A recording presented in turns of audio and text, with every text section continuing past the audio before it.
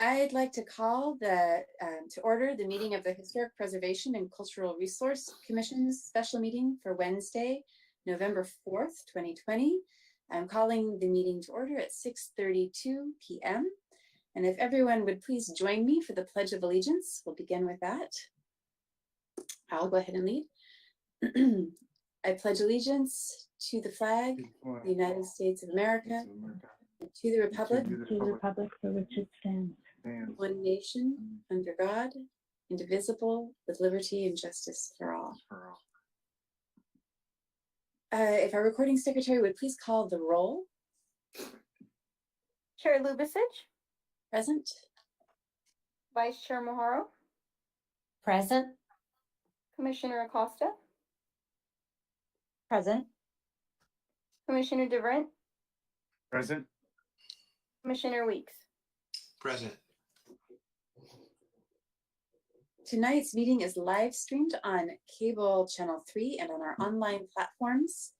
Please email all public comments to hpcrc-publiccomment@sgch.org no later than the time that the item is in front of the Historic Preservation and Cultural Resource Commission. Comments received after items have been presented will not be read into the record. Comments will be read by the recording secretary, Erica Ortiz, for up to 3 minutes each. And to prevent any overlap in comments, each commissioner will be called upon to speak. So that brings us to our first agenda item, which is our public comment. Secretary Ortiz, could you please read the description? Yes. This is the time set aside for members of the public to address the Historic Preservation and Cultural Resource Commission on items of interest that are not on the agenda, but are within the subject matter jurisdiction of the Commission. Pursuant to the Brown Act, the Commission cannot answer any questions or take any action until such time as the matter may appear as an item on a future agenda. So Secretary Ortiz, have we received any public comments this evening? We have not received public comment this evening. Thank you. Then we'll move on to item 2, which is approval of the minutes. These are the minutes from the October 21st, 2020 HPCRC meeting. I'll call by name to see if you have any comments. Commissioner Acosta. Just looking. Give me 1 second, Sonia. Thank you. Vice Chair Maharo. No comment. Commissioner DeVrent. No comments. Commissioner Weeks. Thank you. No comment. Right. And Angela, I'll come back to you. Do you have any? You're good? All right. Yeah. I don't have any comment. No, I'm good, thank you. So if I could get a motion to approve. Second. Motion to approve? Thank you, Angela. And a second. Second. Thank you very much, Eric. And we'll do a roll call vote. Secretary Ortiz, would you call the roll call? Roll call vote. Commissioner Acosta. Yes. Vice Chair Maharo. Yes. Commissioner DeVrent. Yes. Commissioner Weeks. Yes. Chair Lubicic. Yes. Motion carried. Vote is 5-0. Thank you. So that takes us on to item 3. This is 320 South Mission Drive, the San Gabriel Mission Playhouse, and it's an early stage conceptual review. And I believe that Samantha Twissart is going to present this to us. Yes, Madam Chair, members of the Commission. Item 3 is intended to provide information to the Commission regarding the proposed rehabilitation of the front facade at the San Gabriel Mission Playhouse. The San Gabriel Mission Playhouse was placed on the National Register of Historic Places on July 22nd, 2019. The city's municipal codes require an initial review for historic appropriateness for any proposed alterations to and rehabilitation of a property that is listed on the register. Initial review for a property on the register requires a public hearing and noticing. However, before Before the public hearing, a conceptual review allows for preliminary comments and direction on a project's approach prior to the hearing. The attached proposal was first presented to the Commission on October 23rd, 2019. At that meeting, the city's preservation architect provided 2 alternative recommendations to the proposal, and the Commission also provided comments and direction on the proposal. Attachment A to the staff report is a revised proposal that incorporates the comments and directions provided by the Commission and the city's preservation architect. Primarily, the revised proposal includes work focused on 1, an exterior paint analysis, 2, the provision of a strike-off or sample cards, and 3, on-site mock-ups. The restoration of the entry doors will be a future scope of work due to the availability of funding. The October 23rd, 2019 staff report and minutes are included as attachments B and C for reference. And with that, staff recommends that the Commission provide comments on the initial review. Then the proposal can be finalized, noticed, and agendized for an upcoming meeting. This concludes staff's presentation. Also available this evening for questions is Rebecca Perez, Community Services Director, and Steve Kuchensky on behalf of Onyx Architects, substituting for Dale Brown, the city's architect, preservation architect. And this concludes staff's. Thank you very much. So we'll start with Commission comments or questions. And again, I'll just call through names. Commissioner Acosta, do you have any comments or questions on this item?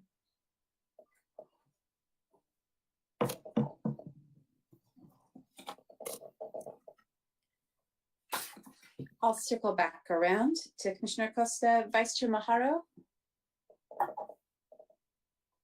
No, I don't have any comments at this time. Thank you. Commissioner DeVrent?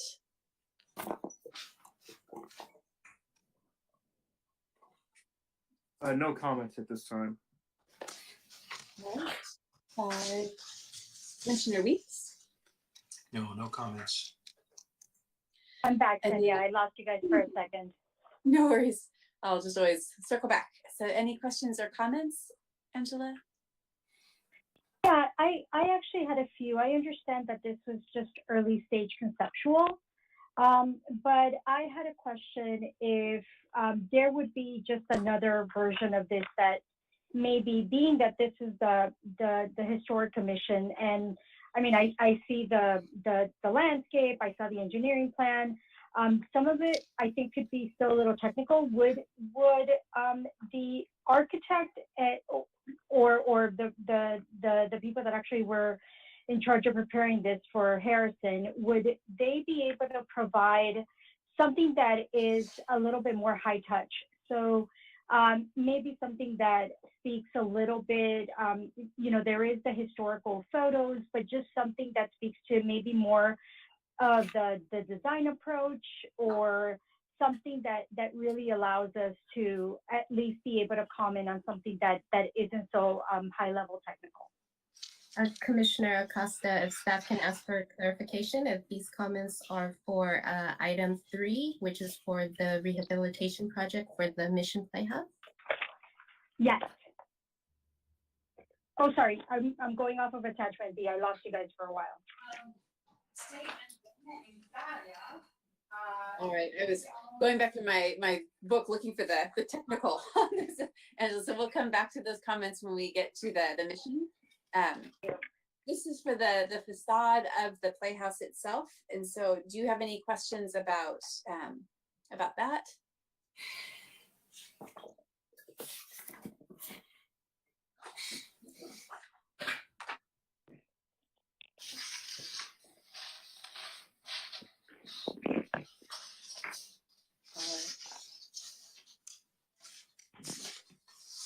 Angela, do you have any questions about the painting of the Playhouse? I do not on that. Okay. I do have a question just on the funding side. I appreciate very much. I know that the last time this came before us, the status on the National Register of Historic Places had just been achieved. And so this is a redesign, reapproach to the project. So I appreciate that work. In terms of the paint analysis that will be done, I'm curious from staff, I would guess, do we have the funding for that piece of the project? It's just the doors that are being separated out that we don't have funding to do? I can answer that. This is, oh, sorry, Sam. This is Rebecca Perez, Community Services and Acting Mission Playhouse Director. I can respond to that. So we did work with Dale Brown and looking at this from Onyx Architects and from Evan Wilson, who submitted the proposal for doing the pain analysis. And you're correct. So Evan proposed the pain analysis cost, which is what you're seeing tonight. And in looking at that, he actually came out to the Playhouse and did some additional observation of the front doors, which are the primary doors that we're looking at needing replacement. And his concern about moving forward with those as part of this project was that they would be potentially outside of the budgetary scope of this project moving forward. So he did look, however, at the windows, and we'll be including that as part of the pain analysis. And just because he has the expertise with it, we worked with Dale to confirm that that was a good proposal or a reasonable proposal for that pain analysis, and he believed that it was. So this will allow us to move forward then with those items and once we have that pain analysis completed. And I did just look prior to this. I unfortunately, in working from home right now, I actually didn't have the proposal from Evan for the last paint scope that he had proposed, but I was able to look at, and we have confirmed with our current funding sources for this project. We do have $15,000 that has been given to us from the Amundsen Foundation. And we have a matching grant from National Trust Preservation. And we have confirmed with both of those that they are able to continue with us. We just need to provide a revised timeline once we have that from Evan. So we will have the funding available from those sources to put towards the paint analysis, and then we'll be able to move forward with the painting project. And I would anticipate that we would be able to fund the painting project itself for the facade at the very least once we have that timeline in place. So looking at those sources of funding along with the funds that we have available in our CCF, which is our California Community Foundation, we have approximately $32,000 that would be available to put towards this project, which again should cover the paint analysis as well as moving forward with the facade painting and hopefully the window painting as well. So I hope that answers. Yes, and you anticipated my next questions beyond the paint analysis. Okay. Okay. So thank you very much. That was really my only question. I think that the plan that's laid out is wonderful. That's what we were hoping to see. So doing the paint analysis, I like the idea of being able to bring back some of the strikeout colors to get a sense as this project goes forward of what would be most historically accurate. In terms of historical photos, I'm curious what archives we have, if the city has photos. I know the Playhouse has some. In doing the nomination, I found them scattered in a whole bunch of different databases, but is there an identified archive of photos? So we do have, actually, the Playhouse has recently worked with LA as subject to have our archives digitally scanned. And so that has just recently been completed, probably within the last year that's happened. So actually those photos are, we did a lot of organizing of the photos and of the documents that we had prior to submitting that to LA as subject. And then they actually did the scanning of that. So that's been completed. So those are available. As you can imagine, I know when we looked at the historic photos recently, that most of them are black and white. So again, you're trying to figure out what those colors are, which is the reason, I think the key reason for the paint analysis. And then we anticipate, and in talking with Evan and also with Dale about it, we anticipate that the design that comes back to you will be much less ornate than what was proposed previously, which I think the commission would agree was where we wanted to go to meet with the Secretary of the Interior standards and also to best match what was there historically. So I anticipate that the paint analysis will help us move forward though for the future so that we know what those colors should be, color selection should be, even beyond this project and as we look down the road and need to repaint the building. So, and that item will also be coming back to the commission. So this is kind of just giving you an update on where we're at and getting any commission comments, but ultimately that design and those color swatches will be coming back to the commission. Great, thank you very much. So now, if there aren't any further comments from my fellow commissioners, it's time for public comment. So again, all public comments should be emailed to hpcrc-public-comment@sgch.org. Secretary Ortiz, have we received any comments? No, Chair, we did not receive public comment for this item. All right, so then it is now 6:48 p.m. The time for public comment on this item is now closed. And again, any last comments from the commission? Not, we'll move on to item 4. So this is 428 South Mission Drive, the Mission San Gabriel, planning case number HIST 20-002. And I believe that Matt Chang is making the presentation. Thank you, Chair and members of the Commission. For your consideration tonight, an initial review application has been filed for Mission St. Gabriel at 428 South Mission Drive. And Adam, please go to slide number 2. The subject site is to the north of Mission Road. The proposed project actually is within the more the courtyard, the front entrance of the gift shop of the subject site. So the Mission Church, as well as Mission Museum, are not part of this project scope. Slide number 3, please. The project description is the proposed project will break into 3 different phases. The phase 1 is the front entrance facade of a gift shop and trellis area, and the gift shop remodeling, and also some landscape improvement. The second phase will be the kitchen building, modification to media presentation building, and additional landscape improvement. Slide number 4. The last phase will be a new maintenance building, also in addition to the existing restroom building structure in the back. Please go to slide number 5. This is the picture of the existing gift shop entrance, and to the right of the picture is a proposed entrance design.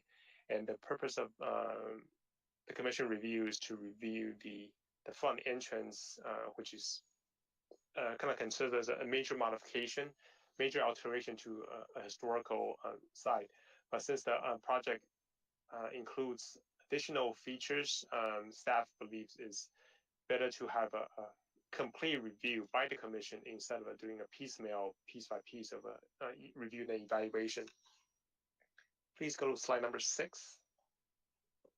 For this particular project, it requires a public hearing notice, which staff provide the newspaper notice on the St. Gabriel Sun, and so city staff send out public hearing notices to property owners as well as all the tenants within 500 foot of the subject site. Slide number 7. This project is exempt from California Environmental Quality Act as a Class 31 exemption.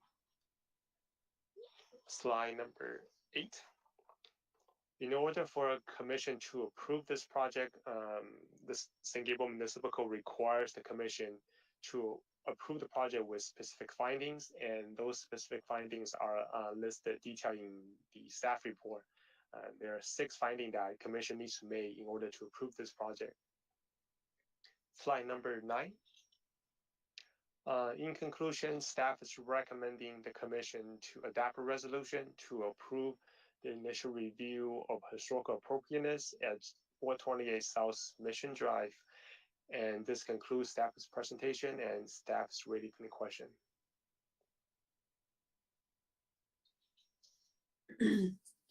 Thank you very much, Matt. So again, I will call out commissioners in order, and if you have questions or comments, please ask away. So Commissioner Acosta, do you have your comments for the mission? did. Yeah, I looked through the package, and to me it still felt a little bit technical, and I think just to address, and apologies for the previous, when I lost you guys, I lost myself on the agenda. No worries. I just wanted something, if there was something that really speaks to the approach, and I know that it doesn't include the church itself, and it is, but I mean, I wanted to at least see something that spoke to at least the connections that it was going to make with some of the historic property, or you know, the some of the approach of how the firm was going to handle some of that. I just wanted something that was a little bit, if they could just expand a little bit on how the treatment of those connections and the integration into some of those properties would be handled. Yes, so for this particular project, the applicant hired an architect with specializing in historical preservation, and also they provide some very background detail historical photos for documentation for commission's review. And the project itself can comprise of several components. The major alteration according to the municipal code, which is requires commission review, is the front entrance portion, which is the portion that's available or visible from public right-of-way, which is the arch entrance for the gift shop. So that's the item that requires commission review. But staff believes that since this is kind of one complete project, staff feels commission should have the opportunity to review the entire project instead of doing a piecemeal. What staff mean by piecemeal is, for example, staff will be reviewing the back portion, the landscaping, whatever behind, not visible from public right away, and the commission will be reviewing the gift shop entrance portion. But staff believes is appropriate to have the commission to review the whole packet to have a complete evaluation and kind of give a one approval instead of two separate approval process.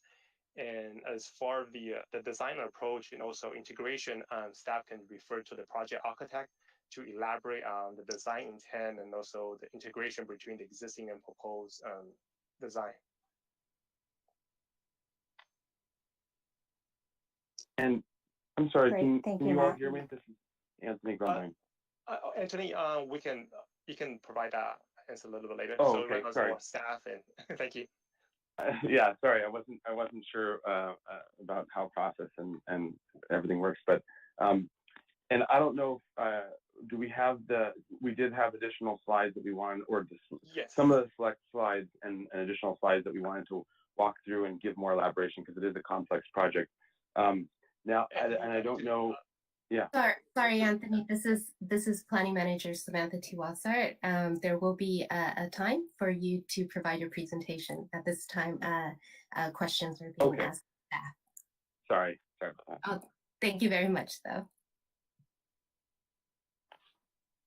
All right, Angela, were there any further questions that you had?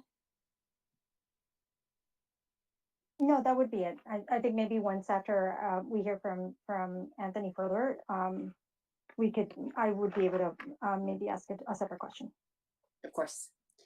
So Commissioner DeVrent. So I get, my question is that at this point, are we, after looking at the the architectural drawings and the actual plans and then some of the photographs, the main thing is the entrance, correct? And then you want to you're want to encapsulate the rest of the renovations through the commission as well. Is that and when are we approving that tonight after we see the further presentation by Anthony on the call as well? Yes. So the first question is the item before you tonight is to review not only the gift shop portion, but also the back portion, the landscaping, the maintenance building. So staff is treating this as one project, one approval process, instead of breaking down to commission approval and a separate process for staff approval. So staff is doing a one process, and yes, the commission will make a decision if commission desires. Okay. And I think more of my questions will be answered, you know, on the second part of the presentation here. But I wanted to see if we would be able to, if you know, I see the drawing here of the new concept, and I just wanted to know if there would be a you know, different perspectives of that we would see as this project moves forward and things like that. And I also understand that some of that older signage will be completely removed, and there will be a another signage that will be more I don't know if it will be historically accurate, but a little less large to go on that. Is that correct? I guess if that's the as far as the signage at the front of it. Yes. Okay. All right. And you know, my other further questions are just so that I'm understanding what I'm reading here. And looking at what is being removed and things like that, like the side entrance and the ticketing. Most of it is kind of removing all of these like security gates, making them more you know, security doors, making it more seamless, I guess, so it doesn't look like it was added on possibly in the, you know, in the 50s or the 60s. You know, matching up the hardscape a little bit too. I'm looking at the fountain photograph here, where there's flagstone up against brick and things like that. So some of that would be making that more uniform across. Is that some of the plans that we're looking at here? And then the garden, of course, you know, making that more uniform. And my question with the garden, I guess, is from what I'm reading, will be more of some of the plantings that were that they used actually there. I see some like herbs, things like that, and then also some drought tolerant work, California native, and some roses. Is that correct as well? That will be added into that. Yes, and the project design team also have a landscape architect on board to answer any additional questions from the commissioners a little bit later on. Okay, great. I just that's good. I would just kind of want to get an idea if I was reading everything right here and connecting the dots. So that's it for me until we move forward on the presentation. Thank you. Thank you very much, Kyle. So Vice Chair Maharo. Thank you. So I have two questions that could probably be answered with the next presentation. My first question is the gift shop entrance, the design, as I see it, it connects well with what's existing there at the entrance, the roof line, the shape, the style. My question is the materials that will be used to build that, and how it's gonna appear seamless to what's already there, so it doesn't look so much like an addition or a new piece, which I'm sure, you know, the architects already have that figured out. My second question is the maturity of the trees. I love the landscape design that is planned, as was stated just now, the herbs, the native plants. My concern is that there's movement of trees, or they're removing trees altogether. The trees that are going to be brought in, and there are quite a few. What size are those trees going to be? Are they going to be young trees where it's going to take a few years for that growth to fill in to make this look like it once did, or are we bringing in more mature trees? And that's it. Those are pretty much my two questions.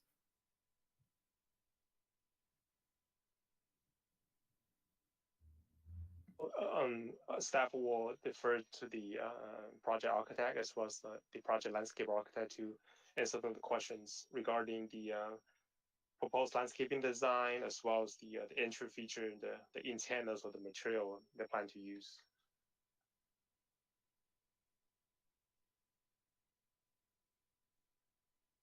Would you like to have them answer Vice Chair Maharo's question now, or wait until the presentation? The project architect they have a PowerPoint presentation after this segment, so they can provide a little bit more background of what their design intent is, and also showing some of the picture to explain the project a little bit, and there will be opportunity for the commissioner to, actually for the design team to answer some of the questions from the commissioners, and also for commissioner to ask additional questions. So we can wait a little bit. All right, so Vice Chair Maharo, if we can come back to your questions after the applicant presents, that would be great. That's perfect. Thank you. Thank you. All right, Commissioner Weeks. Yeah, I don't have any particular questions right now. I'm looking forward to some further discussion and Anthony's slide presentation to maybe understand more in depth beyond what the little packet has shown. What we did see, the gift shop museum entry, in my mind, that looks like a great improvement. It marks the entry much better than what we had prior. We had the architecture that we saw in the little sketch, keeping in the theme. So what I've seen so far looks good, and I'm looking forward to seeing more description of the balance, of the scope of the project. Great, thank you. I have a couple questions for staff. First, at one of our early meetings, I couldn't remember the date, but it was shortly after the commission was seated. The National Historic Landmark nomination that has been forwarded by John Dietler was brought to our commission for consideration. So I went back and I was revisiting that nomination. I'm having a little bit of a hard time because we weren't given a site map of the different sites that were called out in the National Historic Landmark nomination, how that corresponded to this project. In particular, the Bishop's Garden is discussed at length, and there are a lot of very significant features that are called out in the landmark nomination. And so I would like some clarification just in terms of the terminology and definitions that are being provided.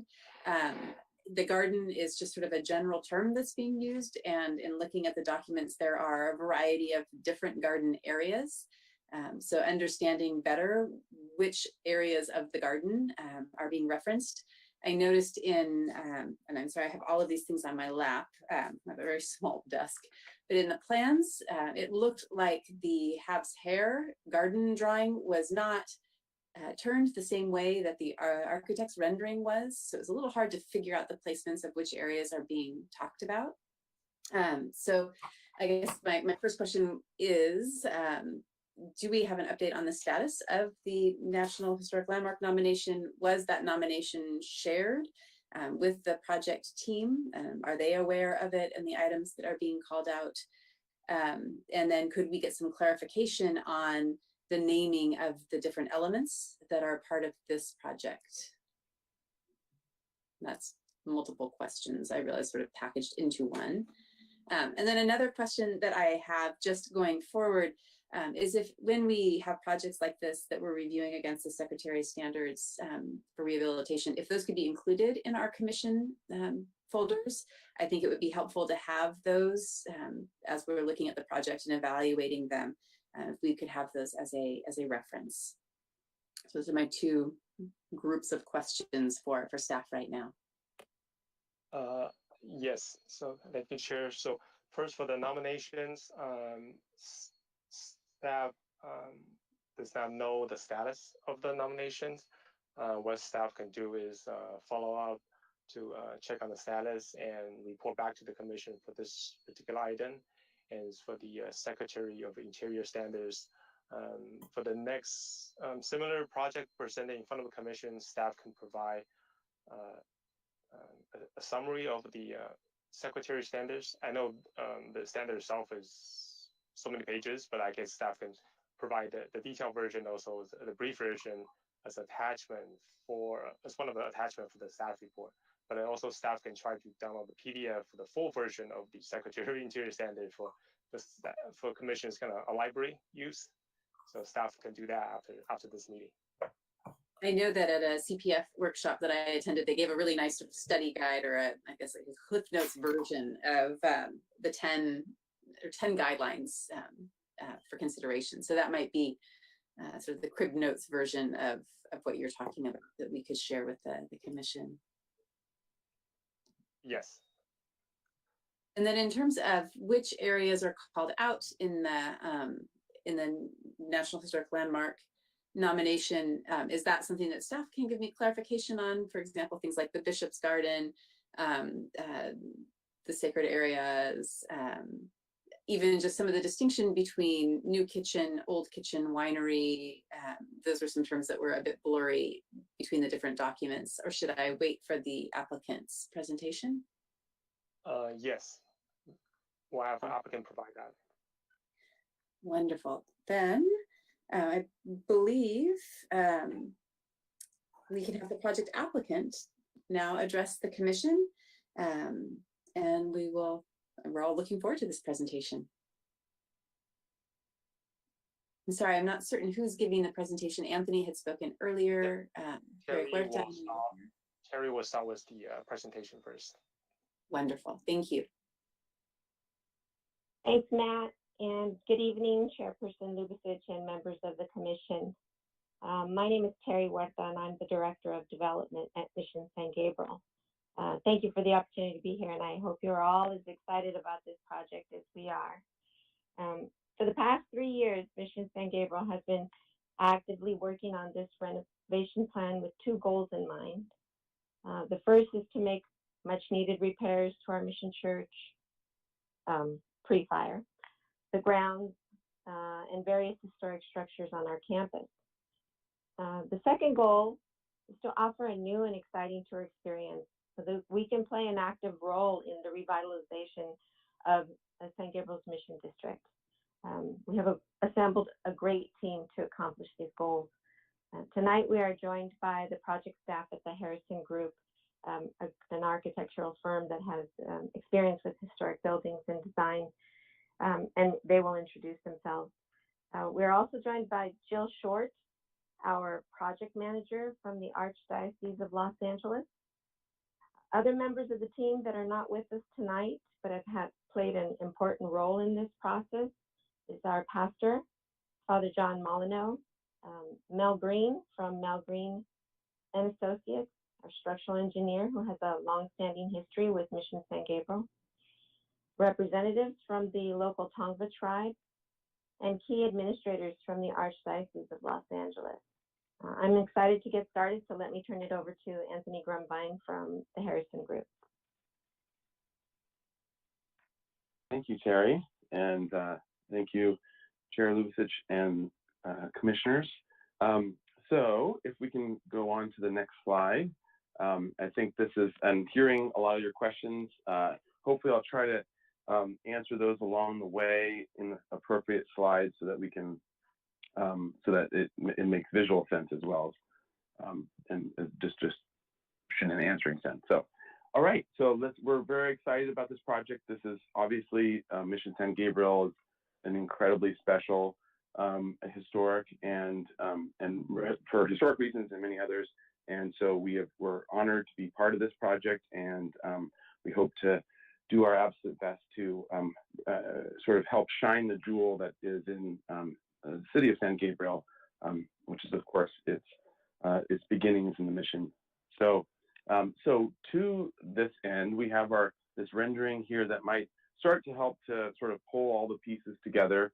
I'm sorry about the orientation shift of the HABs and overlay with the with ours. Formatting was just it worked out this way, and so I apologize for that. So we'll try to make some clarity in that as well. And so starting, let's just, I want to kind of go through the general overview. Hopefully this will start to shed some light on a lot of the somewhat technical and even overly technical documents of I don't like trying to describe things in the computer in CAD, but it's a pretty precise tool, so we try to use it for what it's worth.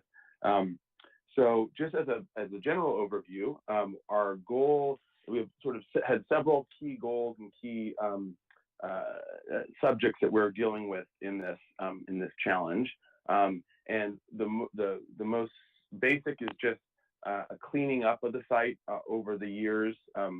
There's been everything from utility stuff. There's utilities strung across areas. There's failing trellis members and plantings and all. There's sort of an all-site cleanup that is part of this project, which is sort of cleaning up and pulling away, but it's over decades or even over half a century of additions and sort of amalgamations of pieces. So, you know, the aluminum from doors and windows from the 50s and the inserts of things and random Coke machine coverings and things like that. We're trying to kind of get the whole area cleaned up, looking really sharp, nice, and also very clear in terms of a program and how you proceed to, starting with the front entry, how you recognize and proceed to it, and then how you have this great experience throughout it and get this understanding of the missions by the end, and that's really the goal. So that sort of big overarching goal then plays out in little pieces as we work with different historic buildings and the site as a whole. And so our general approach has been that if a piece is like the 50s or 60s infill of older and better buildings that have more or have a more historic lineage, then we try to work with them to sort of repair that hole or that wound and build with it. And then and also at the same time making the site both accessible. So ADA and accessibility was a huge part of this project because some people can't or won't even come because of steps here and there and tight spaces, and including the restrooms. So part of the goal as well was to make the site accessible as a starting point and as part of the project. One of the other key pieces was also working with the Tongva, and we've been working with them for Terry, probably correct me on this, but I think around 2 years or so, as from the beginning of the project in terms of the design and working with them on their sacred space within and incorporating that into and incorporating their design into the whole of the gardens. And so that was also a key aspect of it and wanting to help to tell their story as fundamental to the mission story and to the whole entire building of the mission and the growth of the mission. So so that was also a key subject.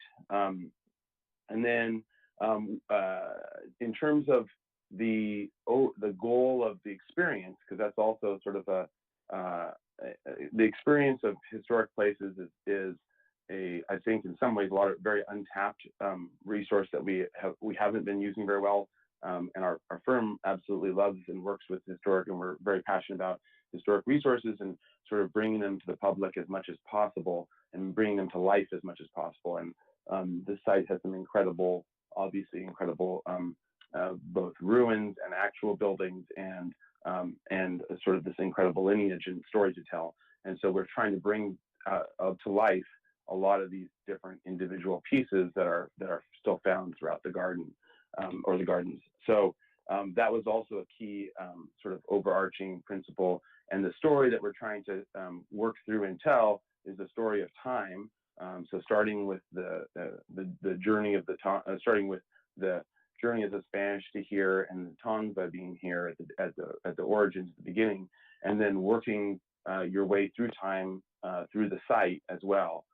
And as you work your way through the site and through time, you see starting with all the native plantings and how those were used, and then you work your way through the Spanish period to the Mexican period, and then to the American period. And so you experience both the landscape change, some of the buildings and the stories along the way of what was happening at the mission at the time, and sort of the whole story of the mission as it went through all these different periods and sort of from the beginning. So in this, I promise this is the longest slide I'll take. I'll go fast through the other ones. So in this slide, you see sort of that whole layout, and you start with the entrance, which is down at the bottom in the center, and then work your way. And obviously, there's a pragmatic approach as well in terms of ticketing, in terms of flow of people, and sort of flow in both in and out of the site. So that was a part of this as well. And then so the visitor comes in, goes through ticketing, goes begins their journey in the gardens, and then you see the initial founding of the mission and the Tongva sacred space just beyond it. And then you circle back out to the Spanish period, which has also the ruins of the tannery and the soap ruins as well, soap making vats. Along the way, we're also trying to, there's not a lot that we're doing to the old kitchen, which that's a good question because we call it the old kitchen, but in the HABS report, they're calling it the new kitchen because it was new then, but old now. I think that's part of the confusion of the names. But in general, all those buildings that are there, we're working with them, and Mel Green's is an incredible part of this as well, working with Adobe and all the historic work that he does. And so as we have to put an opening a little bit wider for accessibility or things like that, we're working very sensitively and doing it in such a way that it could be reversed at some future point, according to Secretary of Interior standards. And it's moves like that where we're just sort of doing the most minor insertions in terms of working with the buildings. But at the same time, we're also trying to bring them to life as slides, and we can kind of look through the vignettes here. Vignette 1 is the entryway that we talked about adding in front. The 2 vignette is where you can see the quay and the hut, and then looking through to the Tongva garden beyond. And this is in the founding of the mission area with the oak, the California oak in the center. And then 3 is showing you the inside. Slide advanced, and we're not seeing the vignettes that you're sorry. We're looking at a map right now. So if you go back sorry. Could we go back one? Sorry, My apologies. I wasn't clear about that. No, it's just sorry. The little vignettes on the right. Sorry. And I'm watching on YouTube. I know there's a delay, so it's just okay. So then the detail 3 is showing the interior. Using the interior spaces of the founding of the beginning of LA, and of course, Mission San Gabriel is was the starting point for the offshoot that became the Pueblo of Los Angeles, and so really is the sort of the beginning of the city from which it came. So that would be a whole we're going to take advantage of video and other digital means to be able to show to tell stories that are broader and show the bigger picture map of Los Angeles and where everything is now. And then the vignette 4 was the vats, and so getting an accessible path up to the viewing platform of the vats, because right now it's only accessible by stairs, and also helping a flow to come up and through and by, and people to see it in larger groups, and then continue on and keep going. And then the old kitchen was for the daily life of the mission as well. And then on to looking at the aqueduct ruins, and then into the carpenter and blacksmith, sort of areas, because so we can have outdoor presentations or things like that that sort of bring to life what Mission San Gabriel had, which is incredible, especially compared to the other missions, and such a prosperous mission and such a sort of a center, hub at the time for and having the blacksmith and having the ability to work and create all the industry that was there, and sort of being the hub of really of Southern California in terms of a production. And so seeing some of those trades that were happening at that time, and then working onward in terms of the map, looking up and doing expansion to the restrooms, as we're showing for accessible restrooms, and then on to the United States of America period, where it becomes the state of California and goes into the American flag. And so and then on to the event courtyard and museum and the mission church itself. So the idea is really this sort of immersion and journey through the time and really experiencing all the senses and the plantings and everything that went into the various periods. Okay, next slide. So now I'll move faster here and just hope to answer questions and bring things out more clearly as to sort of their approach. So in so we're on let's see, yeah, page 2, the survey comparison, where we have our survey and then we have the overlay of the HABs. And I'm sorry, this is turned 90 degrees, but this was done for so that we can look at and see what was original to the HABs survey, knowing that, you know, some things like what was right after this HABs survey was the new kitchen, is still obviously an important building, and so we're trying to work with it, but at the same time looking at the HABs survey time of what was actually here from that period and sort of bringing back to a period appropriate sort of reading of the overall site. And so the HABs report helped really identify the ruins and the pieces that were there. And you can see in the upper right corner the 4 soap vats ruins in a row, and the tannery ruins and rectangle to the slightly below that, and as well the aqueduct ruin and some of the key ruins. And so this was sort of our guiding overlay. If you go to the next slide, and now this is turned back 90 degrees. I apologize. So it's A1.2, and so this at least in darker, we try to show where we're actually doing inserts, especially in the buildings. You can see those in the upper right corner of the new construction of the bathroom addition, and then the new maintenance building. We're doing a new simple rectangular maintenance building just to sort of be low key and off to the side, just for practicality purposes for equipment and storage and things like that. And then for the most part, rest of the site plan shows keeping most things, including a lot of the walls, especially if we didn't need to even open through them, but definitely everything that was on the HABs report, and then working that into the sequence of experience. And then you can see also the new entry is in the bottom where the parking lot is, that being the new piece that we're actually adding. So the rest is existing. All right, next slide. We're on to A2.010. So this shows the main entry piece that we talked about. A lot of it is also cleanup of the vigas and some of those pieces. This wall itself has transformed over time, different pieces and layers and built up.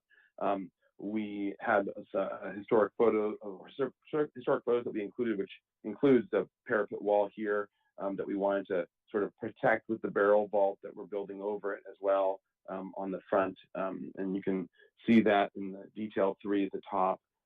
We're calling out where you can see the little barrel vault going over and as a roof and protecting that tympanum that's in there right now, and then replacing the beams and doing your lights and just sort of cleaning up the whole area as well. We transformed from the cypress trees to more appropriate vines, just sort of trying to give a total sort of over cleanup and tying together of the site.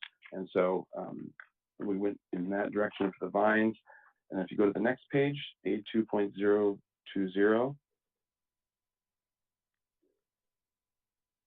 and actually, you don't need to go back a page, but there was also the signage program and kind of where we're trying to tie, because there's any number of different signs and fonts and sizes and everything all over as these things happen over time, where things are sort of just cobbled together.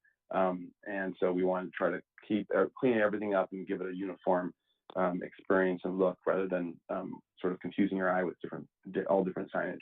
And then on this sheet, you see how on the entry building in detail 3, the second to the top, we're building a ramp, we're doing new doors. Currently there's an aluminum door from probably the 60s or 70s, and then cleaning up and taking away some of the stuff that's been sort of tacked onto the building, including a roof covering out of the door that is sort of a cobbled together thing. And then on the detail 4, we're enclosing what was the 50s piece of aluminum that spanned between the two buildings. And we're trying to stitch the two buildings together with that arch and plaster walls. And we're basically just trying to make it look more uniform and less of a hodgepodge. And you can see that in plan as well on the detail 1, where we're adding the wall and the window in to clarify things. And then if you can go to the next sheet, A2.030.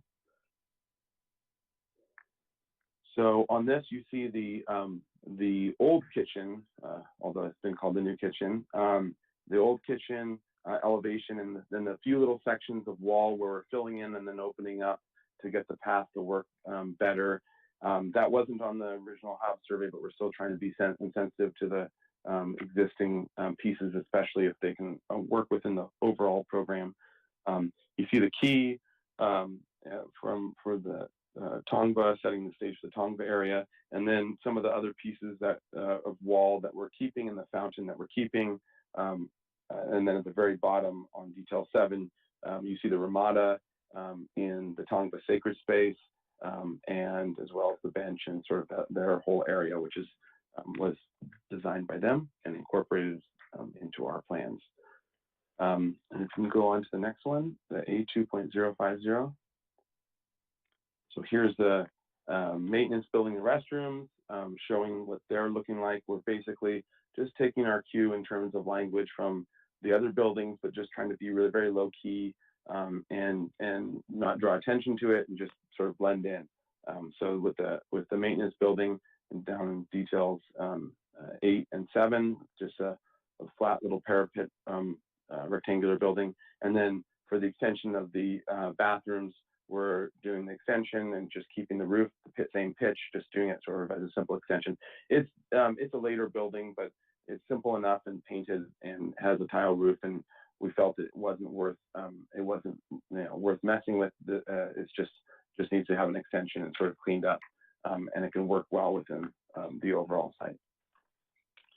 And then we can go on to the next page, which is LP, the landscape plan -01. And at this point, I'd like to hand it over to Ryan Leahy, our landscape architect. And I forgot to also mention Bill Hull, who's also on, who's our architect, our project architect for the project, and he's on as well for additional questions if needed. So Ryan, do you want to take it away and talk about the landscape? And I know there was particular questions, including if you can also make sure to address the size of trees and I don't know if there was any other landscape questions you heard. So. Definitely. Thank you, Anthony. So good evening, everyone. My name is Ryan Leahy. I'm the landscape architect with the Harrison Group. And as Anthony said, very honored and excited to be working on such a historic project. So thank you for having me here today. So on this first plan, what I've done is separated the tree plan from the shrubs and ground cover plan. So this is a plan that shows just an overlay of the trees we are proposing on site, as well as some of the mature existing mission olives on site. It also calls out to protect the Ramona vine, which was used originally by the mission to make wine. And then we also plan on saving various fruit trees throughout the site, such as citrus and lemon, to be reused in the agricultural garden and citrus growth. So in terms of the size of the trees, we've listed most of them on here. Excuse me, getting another call. We've listed the sizing on here, and they range between 36-inch box to 6-inch box. So these are going to be coming in fairly mature. 60 inches is quite big. And then, of course, this is going to also be dependent on access to the site because it's such a historic and sensitive site. We want to make sure we're not knocking things over or chipping way too much stuff. So that's also going to be dependent on the landscape contractor and his access. But we're proposing large to start with, and hopefully we can get them. So if we go on to, or actually I'll give a rundown of the trees, I guess, first. So if you walk through this, the narrative that Anthony kind of told, where you first start at the Tongva area, we've had the large coast live oak, native California tree. And then as we continue on to the other gathering spaces, we have more formal ornamental trees such as olives and California peppers. And then we also have agricultural type trees, so citrus, lemons, plums, different types of fruit trees throughout the site. So if we want to go on to the next slide, I think it's LPO2, should be. I think there's a little bit of lag time here, but the plantings we've included in this site plan can kind of be grouped into 3 different categories. The first is the native plantings, which relate to the Tongva area and natural wildlife of Southern California and San Gabriel area. The second is the formal ornamental gardens that were used among the mission gathering areas and can be seen in the central courtyard, as well as transition points and between the Tongva and the courtyard to the crafting area.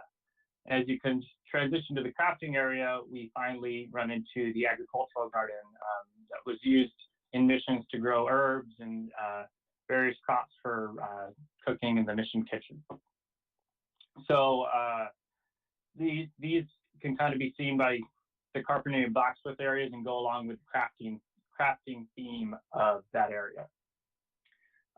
In addition to these thematic gardens, we also plan to place significant plantings that relate to each of the various flags throughout the mission. So as you approach the Spanish flag, for instance, we've planted a group of manzanitas, and manzanitas are native to California, but they come from the Spanish diminutive, meaning little apple, and manzana, right? And then as you approach the Mexican flag and walk through the agricultural garden, you run into a grouping of agaves that include the blue agave, which is historically used to make tequila.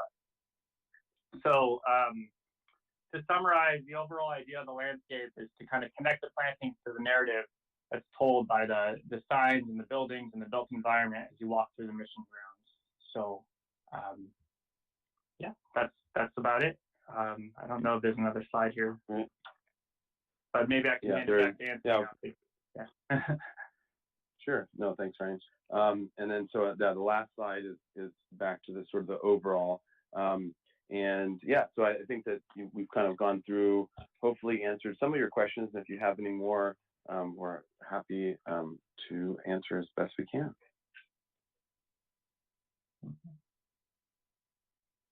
Thank you. That was very, very helpful.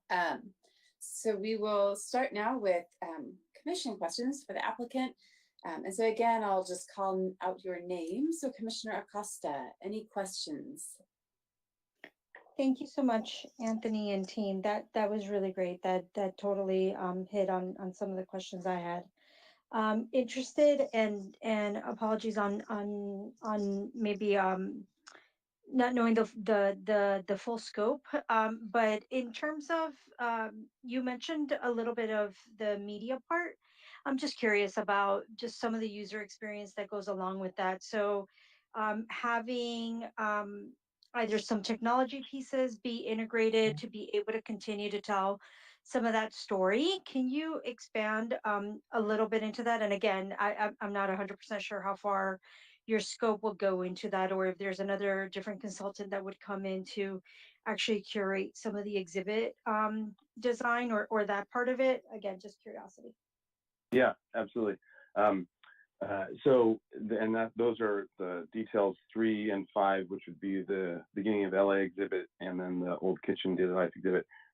So the current thinking is, and this is sort of the big picture master plan for the whole project. Right now, we're just focusing on the entry and a few of the first spaces and sort of some of the basic stuff. We wanted to present it as a whole wish list.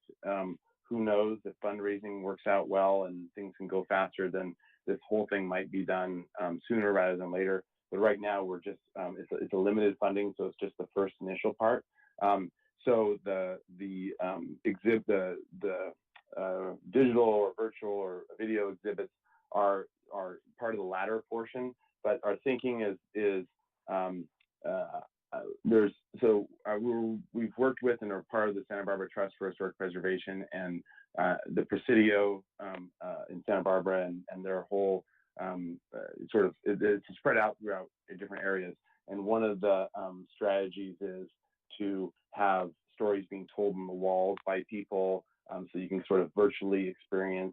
They have one that's actually in the works, I think this year, is for the Presidio Chapel to have the whole, being able to have things projected, like a wedding that would have taken place. So you can sort of experience that, what it would be like in that space with someone there. So there's those capabilities. There's also sort of a storytelling capability so that you can, see maps and see how everything plays out and where things are.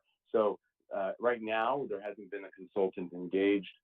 That's a later phase, but that's where we're thinking with it. And so just in terms of infrastructure and sort of general budgeting and things like that, we're trying to make sure that these facilities can, meet code and also get the utilities they need, and then eventually get turned into this sort of more full, experience. And be able to take advantage of these buildings that are there that allow for a sort of a screening type of setting where you can go into the dark and watch something that brings the bigger picture to life. So does that answer? Yeah, it does.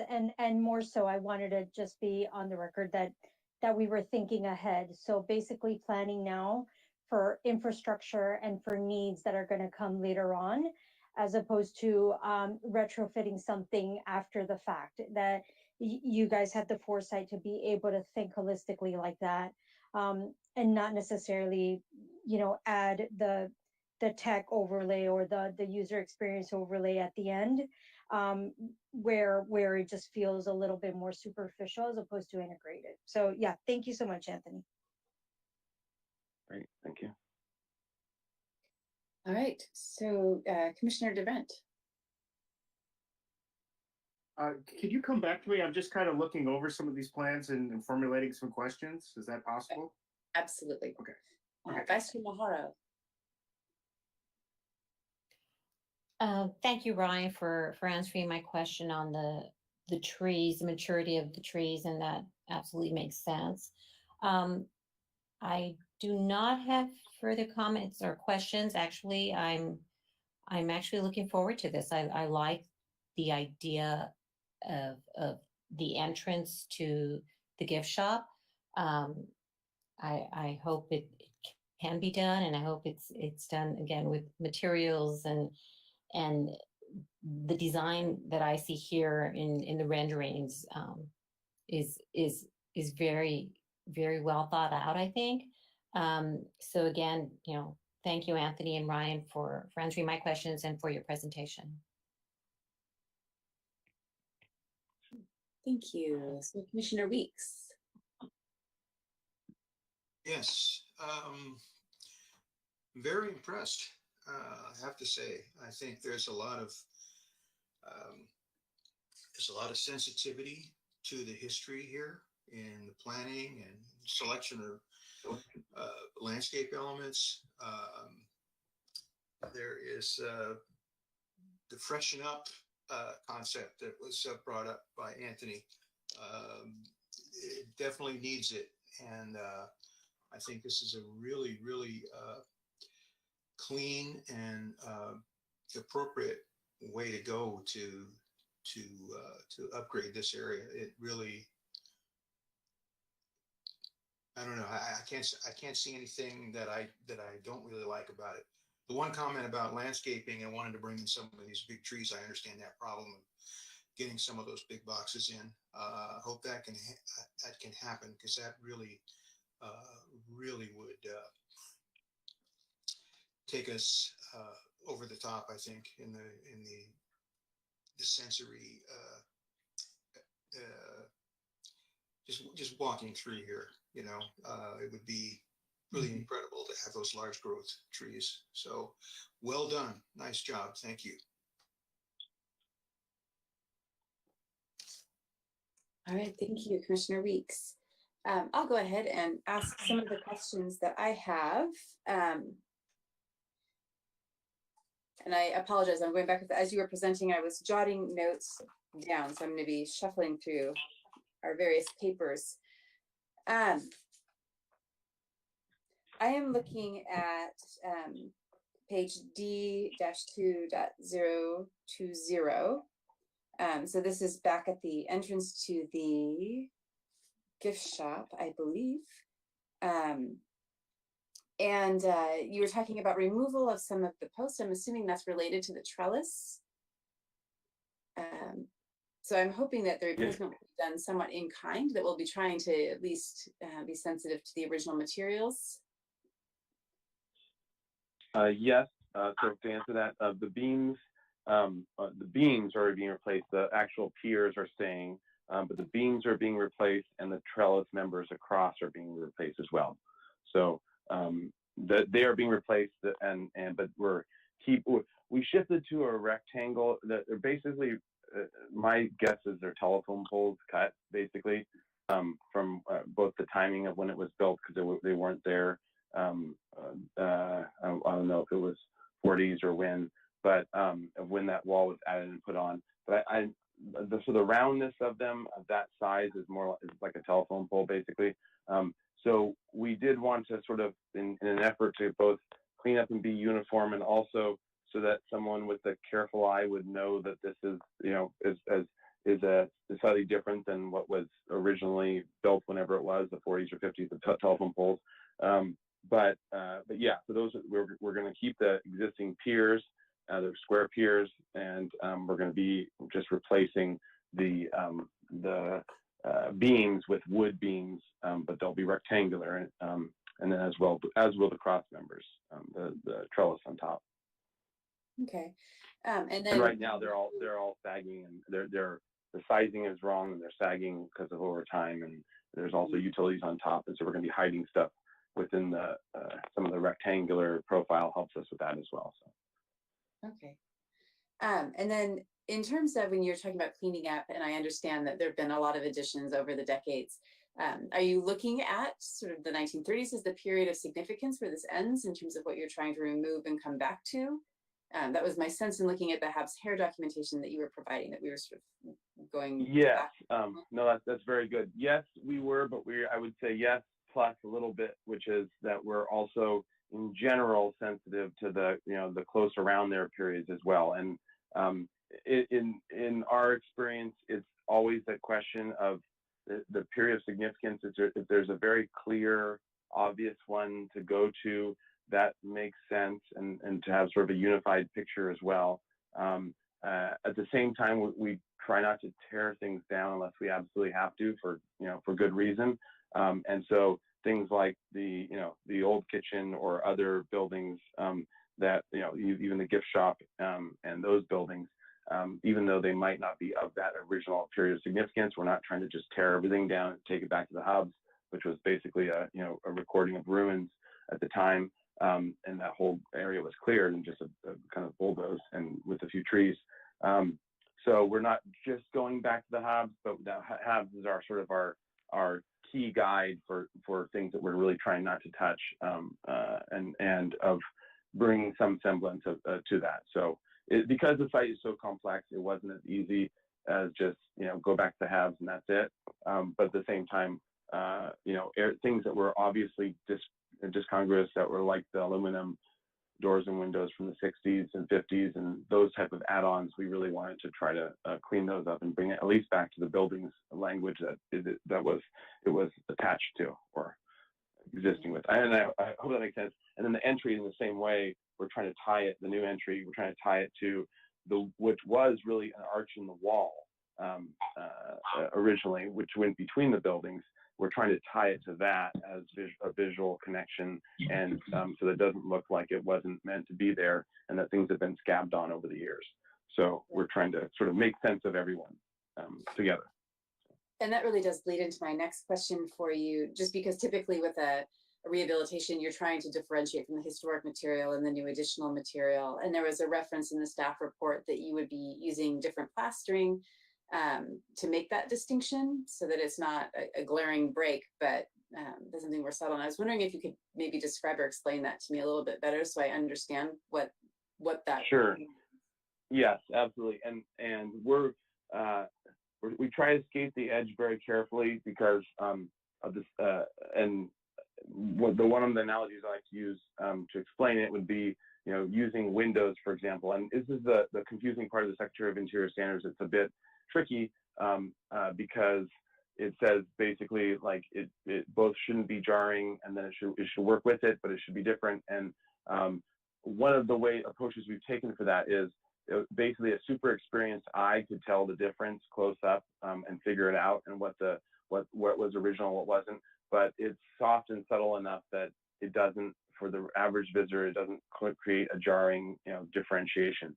And so the subtlety of a texture plaster change, if you look carefully, and this is oftentimes the way we analyze buildings, is when you're going around and you're looking at buildings that have been plastered over into the wall, oftentimes you can see that subtle difference between the plaster that did it, who might just be infilling a portion of a wall, versus the original plasters who did the whole wall all together, in one certain hand.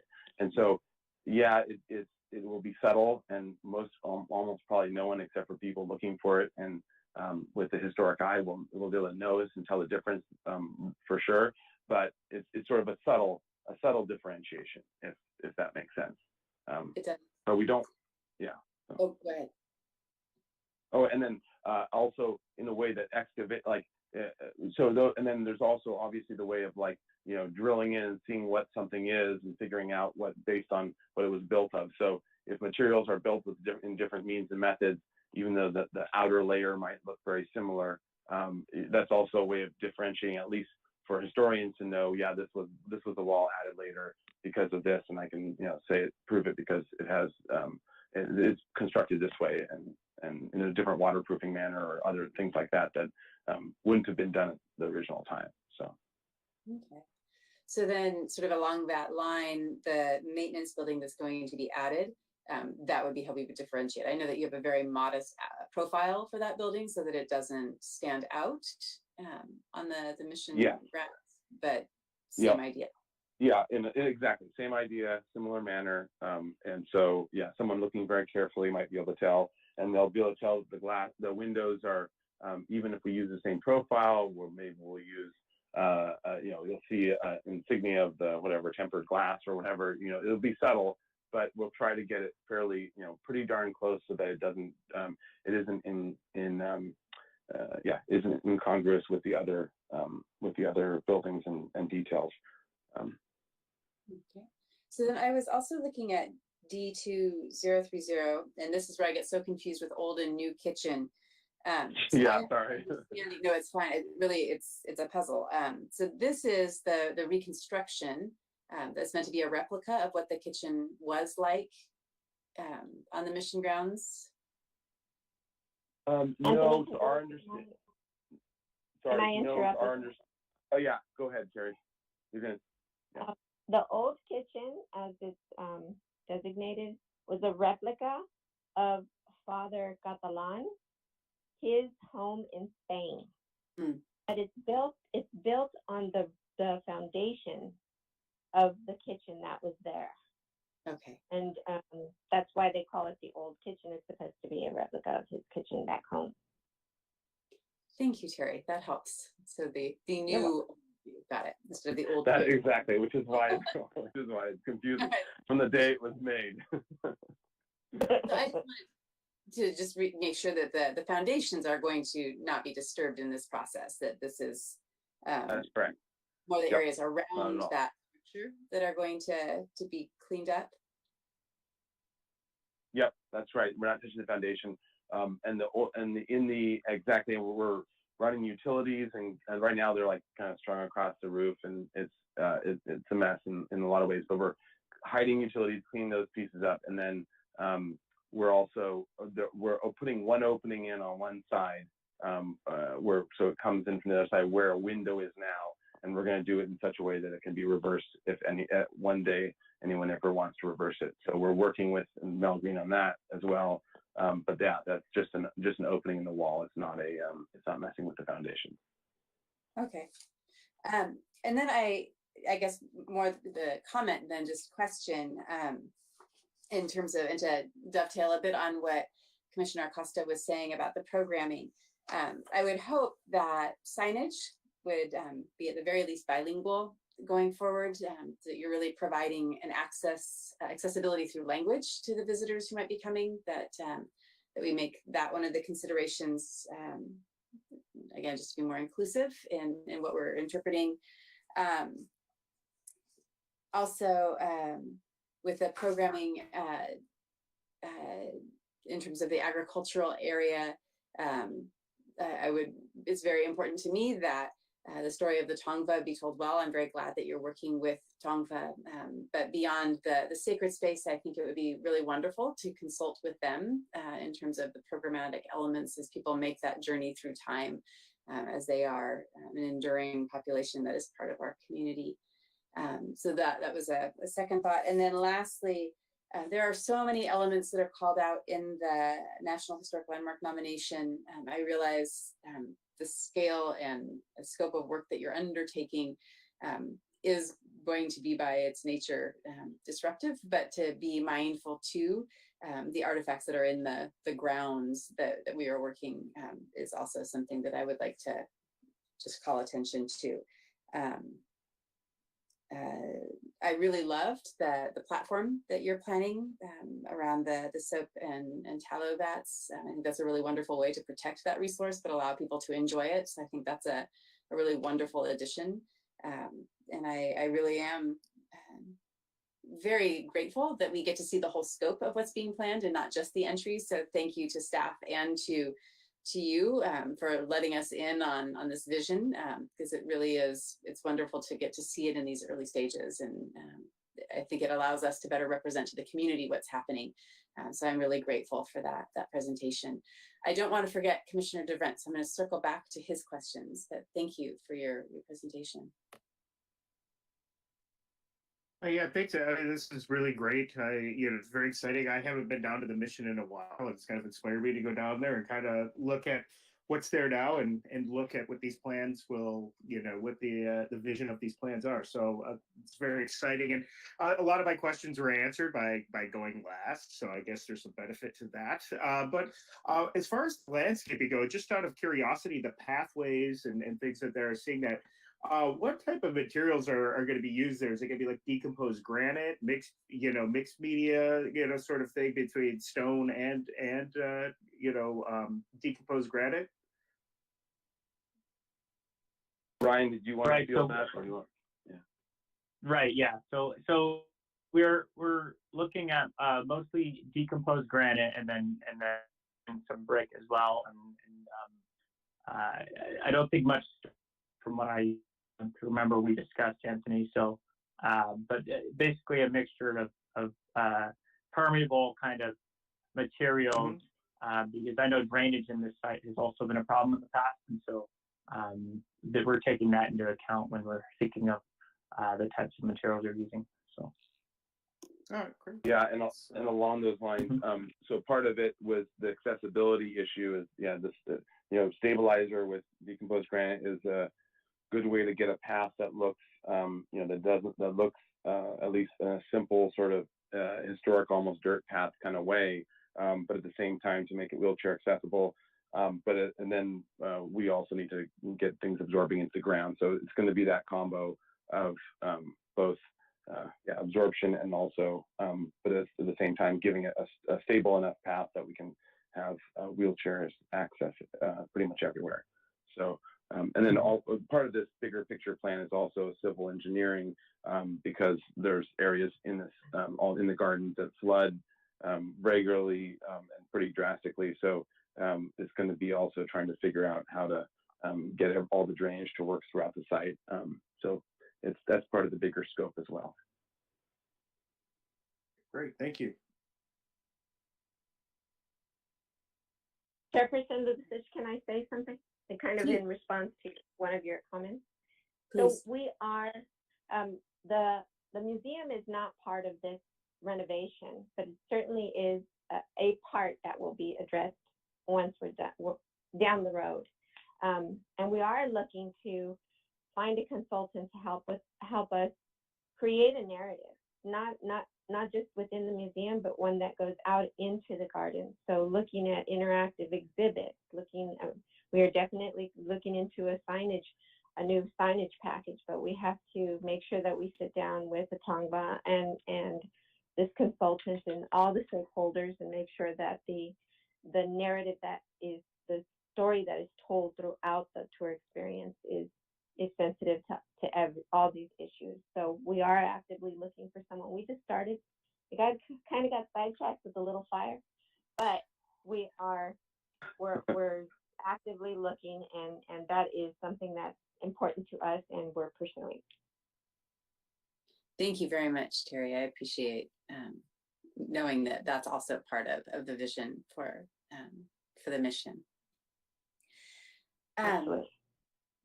So now it's time for public comment. All public comments should be mailed to hpcrc-public-comment@sgch.org.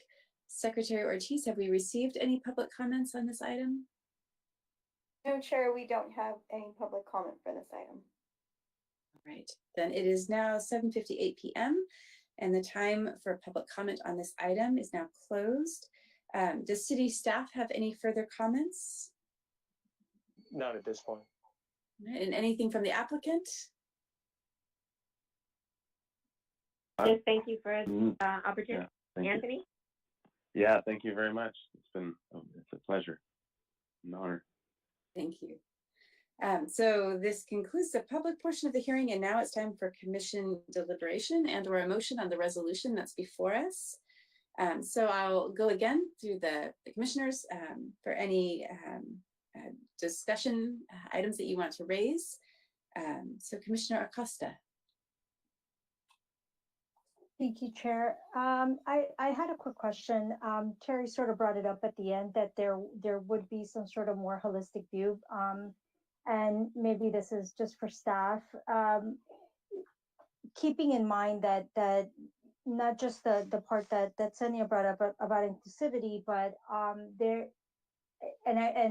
haven't been since COVID, since lockdown. I haven't gone there, but there is a lot of life that already exists. There's already a lot of community that is already there. So on Sundays you have a lot of the little individual salespeople that are there with their plants, with their wares. And I just wanted to, not only are we stepping back and thinking about programming of sort of the insular, but then how do we also look outward to be able to keep in mind that, that front area is also an area to create community, to, I guess, be able to keep those sort of ancillary, pieces in mind, that there isn't something that's formalized about having the vendors, the people that come after, the Spanish Mass, but how do we make sure that all of these things are moving towards this unified goal, and that there is going to be a space for them, that we are going to be, this welcoming place for them. So I don't know if that's a question as much as it is a comment, but just something to keep in mind as we move forward with, rebuilding, especially after the fire, that it's the people's church, it's the people's, and a lot of people have made that their community, their third space. So that's the last piece that I wanted to give, but thank you, staff, and thank you to the applicant. Thank you, Angela. Vice Chair Maharo. Thank you once again. I'm actually looking forward to this. I think it's a great improvement to our mission district. I think it could be the gateway to what brings people into the mission district, and we become an extension of this new improvement to our mission. I think it's well thought out. I don't think it's anything over exaggerated. I think it makes sense within the scope of the era the style of all of that. And I agree with Chair Lubisic that we do need to be inclusive. It's very important to tell that story. And I love, Terry, what you said about, actively looking for someone to be able to come up with that, so that once you step onto the grounds, you're going to see this. What you're saying there, I would love to see extended, on our end into the Mission District, where we do tell that story, that outside of those walls, there was a life. There were people there that came far before the mission, their story, how that changed and transcended once the mission was built, how the area was developed. I love that. I love that as a commissioner, as a commissioner for this particular commission. I think it's wonderful to have that. And again, I thank you, Anthony and Ryan, and I wish you success, Terry, because I know as a development director, that's sometimes a very tough job. And I hope that we can see this through. I'm very happy to see it. Thank you. Thank you. Thank you, Vice Chair Maharo. Commissioner DeVrent. No, I don't have any more further comments at this time. Thank you. All right, Commissioner Weeks. I don't have any comments really, but I do want to say that, again, I am really impressed with the design approach here, the sensitivity, it's sort of a rebirth, and kind of like with the rebuilding of damaged mission, and then this area, it's just a rebirth of the whole area, and hopefully it'll spread into the entire Mission District and revitalize all the retail facilities along the street, and just kind of be the spark that gets this whole area up and running again. So thank you so much for your presentations, gentlemen. All right. Thank you. I don't have any other deliberation, but we do have before us the resolution. So if there are no additions or comments to make on the resolution as written, I'd like to ask for a motion to approve.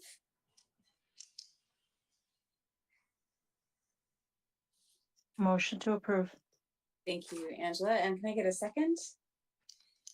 I'll second that. Second. Thank you. So if Secretary Ortiz would then do a roll call vote.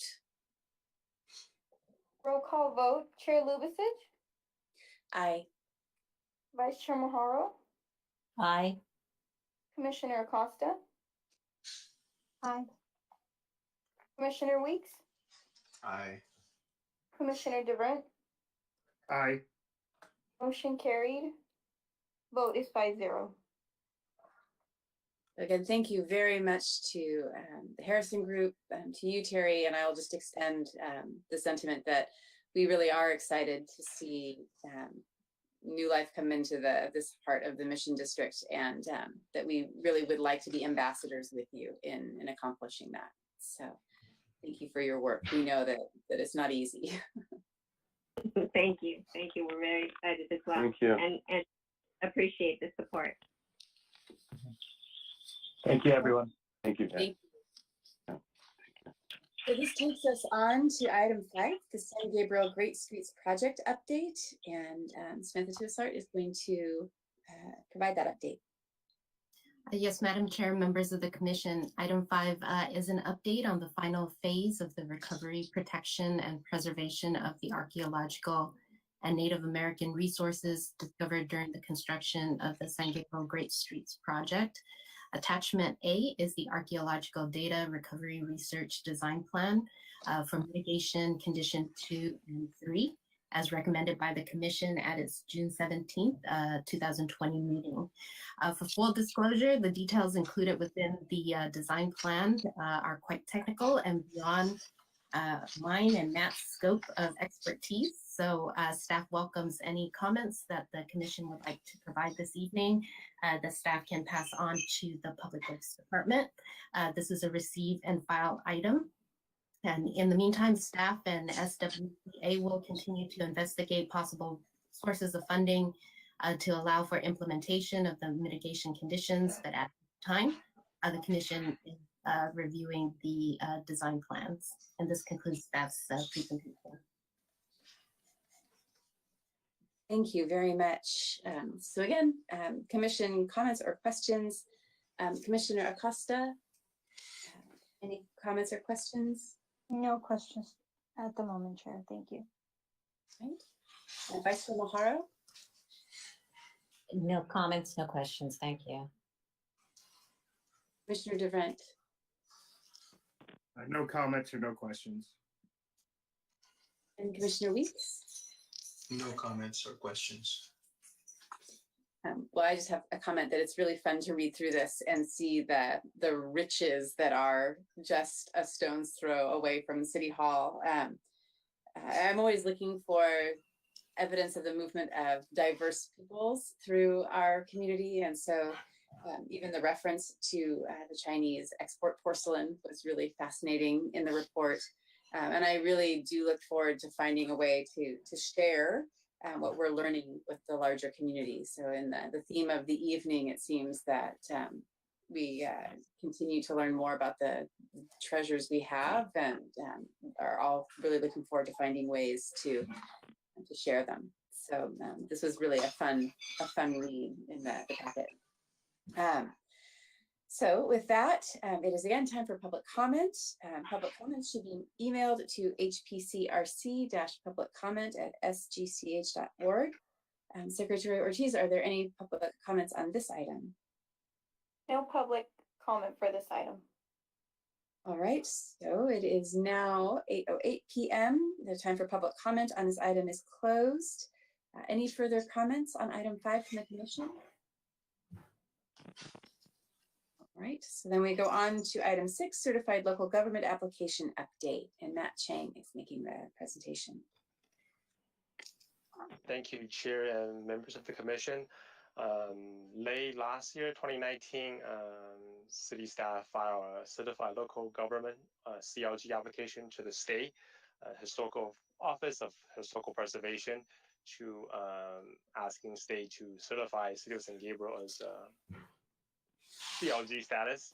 And staff, after several months of reaching to the state office finally get back to staff late or middle of late October of last month, and kind of providing a status update on what the Office of Historical Preservation provide to city staff is that they preliminarily review our application, and at this point they identify an item in our preservation ordinances saying that National Park Services, which is the federal agency, needs to certify the CLG program. They don't, I guess, they don't accept the practice that in our municipal code, what happens, we, San Gabriel Register, we, I guess, automatically nominate any building or places.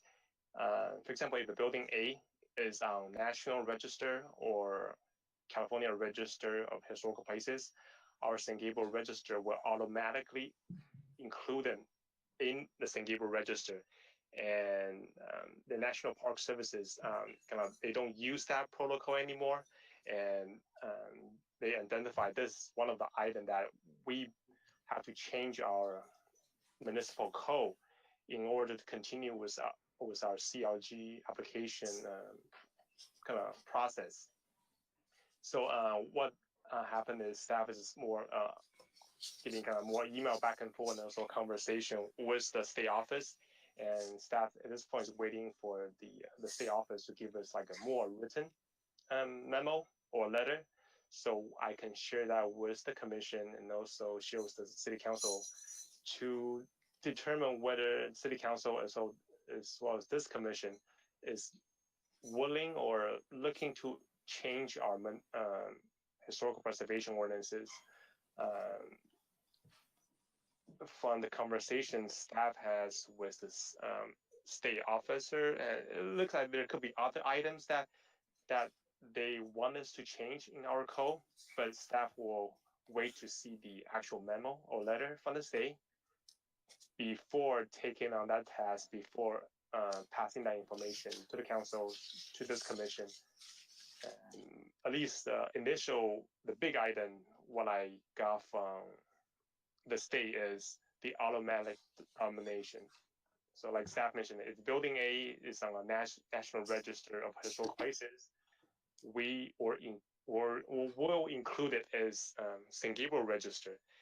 I think the key for federal and also state officer, that when they're looking at it, they want some type of a owner consent process.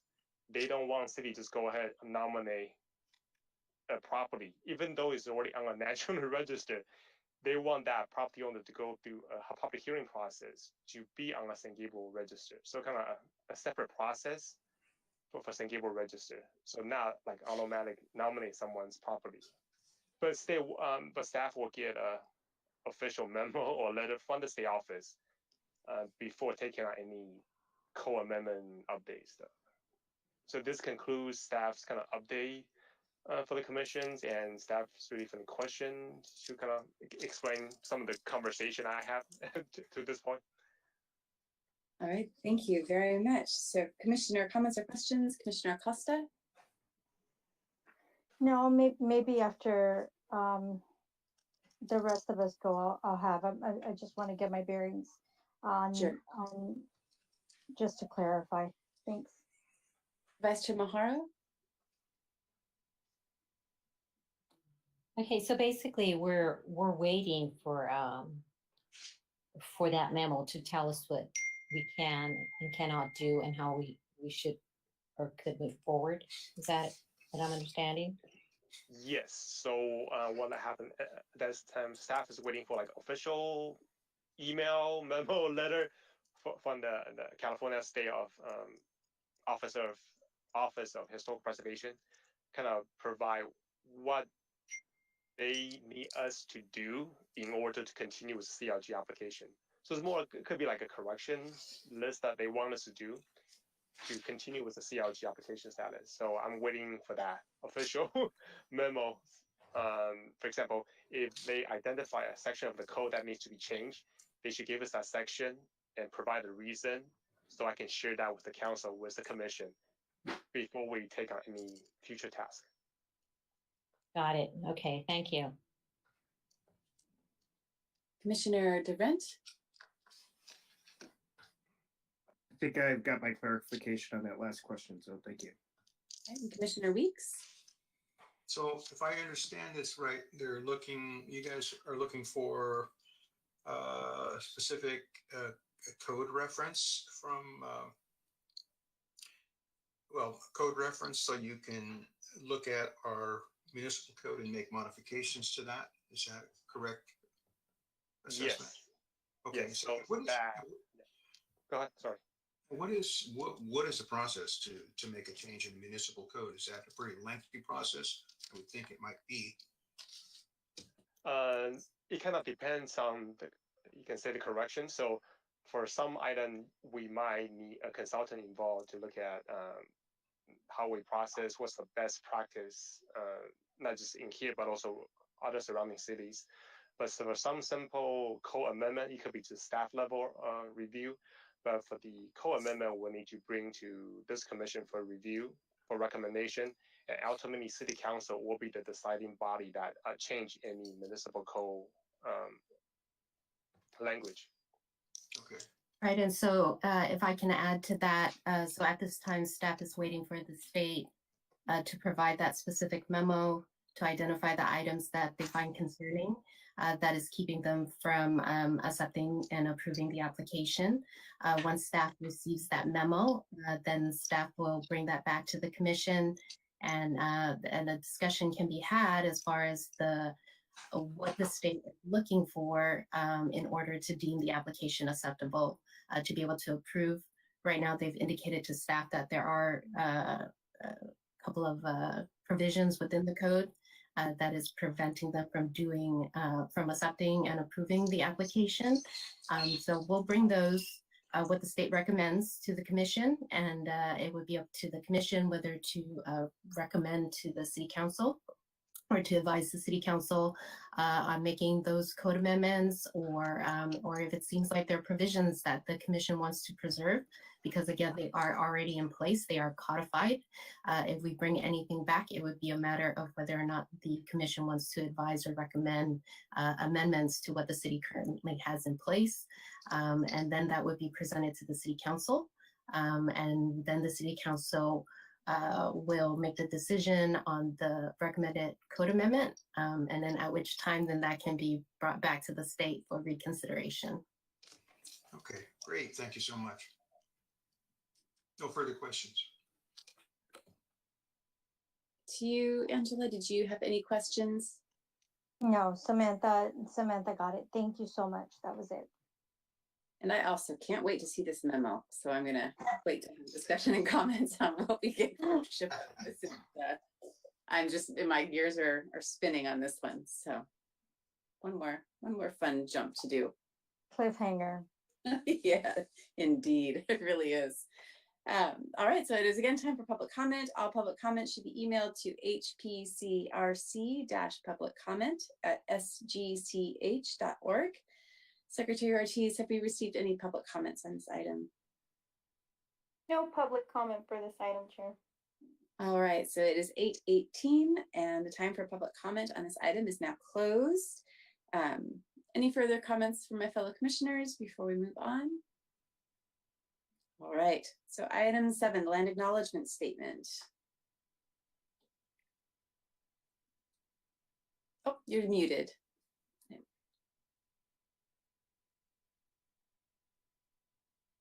Apologies for that. Yes, Madam Chair and members of the commission. Item 7, as discussed at the October 21st meeting, provides an outline of some general research information on land acknowledgement statements for the commission to review and discuss and provide further guidance to staff. The outline includes several questions to consider, as well as several topics of discussion. So really, it continues the conversation from the prior meeting, and staff is prepared to take copious notes based on the commission's comments this evening. And this concludes staff's presentation.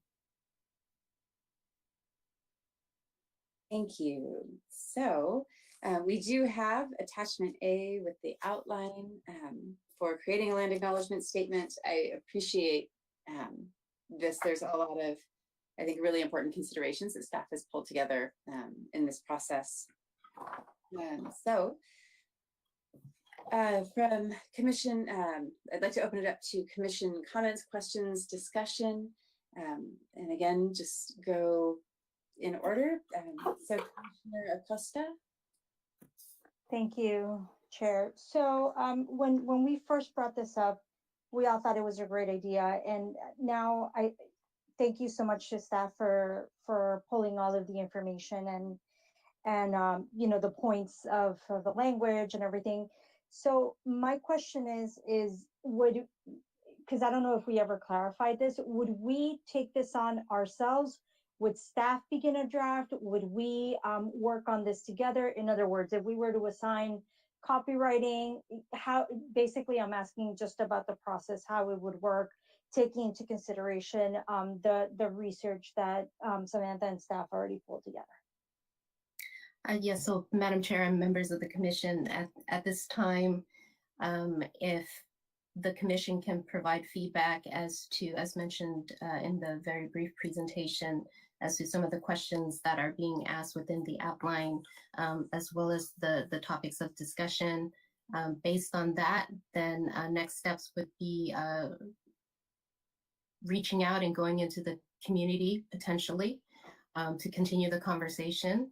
And this would be a collaborative effort with the Preservation Commission. And then following that, there is some potential that whatever is drafted or put together can potentially be presented to the even the HERE Commission that was recently formed. And then ultimately all of the data and the process and the plan would get presented to the City Council for consideration. So really we are at the very beginning stages of this conversation, just fact and data gathering, really having the discussion on who to talk to. The irony of the project is it's a very, the title itself is 3 words, and the end product could be just a couple of sentences, but the process to get there is a very involved process, and it'll take collaboration efforts on many fronts. But this is just the start of the conversation. And that was, I think my follow-up question was that, how do we start vetting the people that would be involved in helping us to begin to formulate, what the statement is, and how do we vet, who are they? How do we make sure that the right people are involved, that we get, I guess, the right background, or as it says in your research, making sure that the language is just precise, brevity. So anyway, that answers my question, Samantha. Thank you. All right, Vice Chair Maharo. Okay, well, I know I had a comment on when it first came up, and I'd love to see this go through. I know it's a lot of work for a sentence or two, and I appreciate what you have put together. But I also think it's important. It's important as a city, as a historical city. It's important to have that, to have that as a form of education, I think, for those, I mean, not just the public, for those of us that are involved civically, that are active civically. I think that's very important as well, as stewards of the history of our own town. It would probably include, I'm assuming, speaking to tribal leaders, if I'm correct, and I'm sure that's not difficult to get, and since we refer to them quite a bit. Speaking to historians, if necessary. We have one on our commission. I think it's very possible to do, and I don't want it to seem like it's lengthy. It will, of course, it has to be approved and so forth. But I think the benefits of having a statement far outweigh, the research and the work, and in the process, we gain some education ourselves. That's it. All right, Commissioner DeVrent.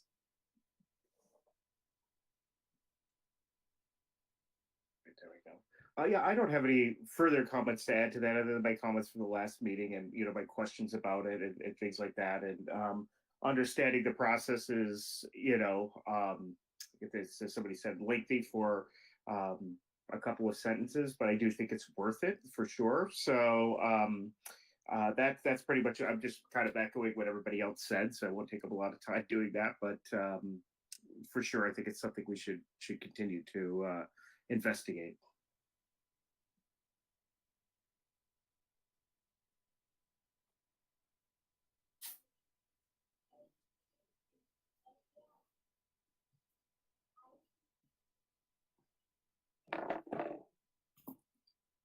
Commissioner Weeks, any comments on this item? No comments. I would just say I think the questions that are being asked are really important, in that the we is not necessarily the commission in driving this at this point. I appreciate the process, but I think that a next step really needs to be taking and seeing if the we is bigger than our commission. So reaching out to the tribal leaders, the council elders, the chairpersons, and really casting that net as broadly as we can.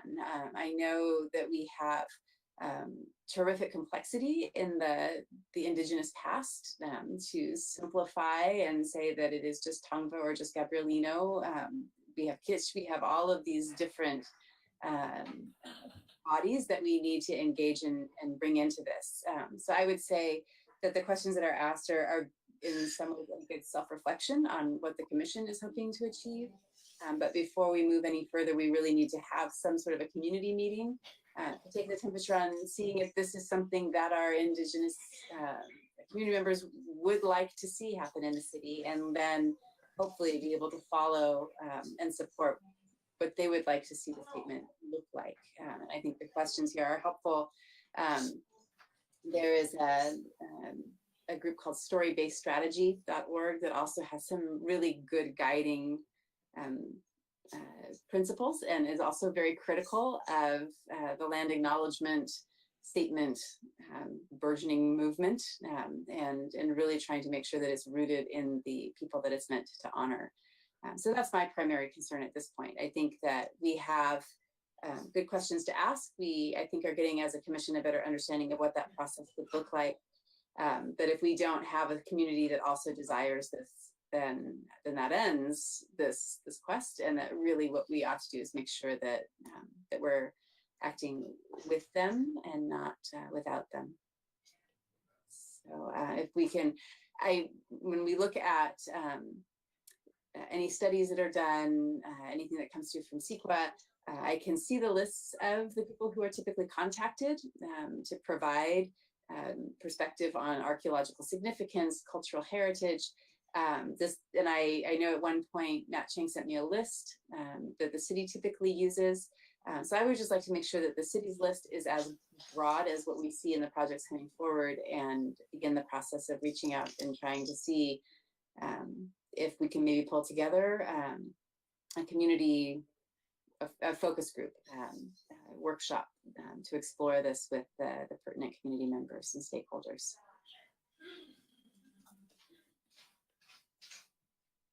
So if that's something that's facilitate, I think that would be a helpful next step in knowing what our direction needs to be.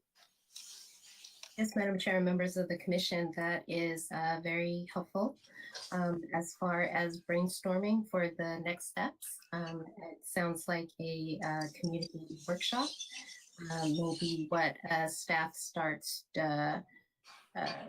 brainstorming on.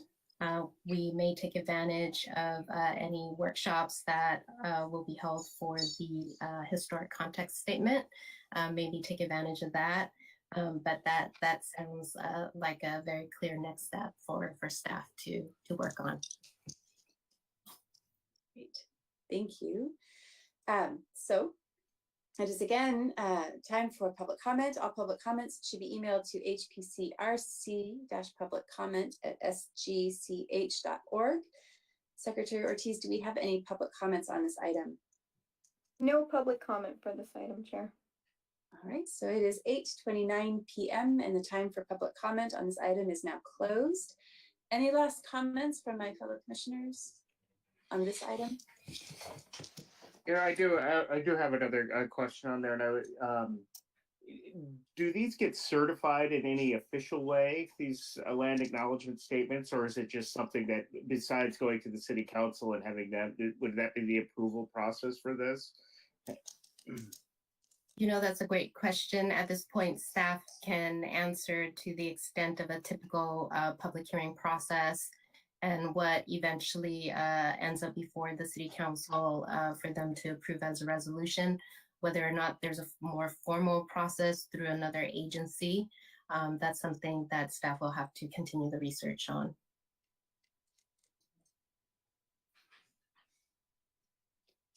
Anything further? All right, so that takes us to item 8, staff items.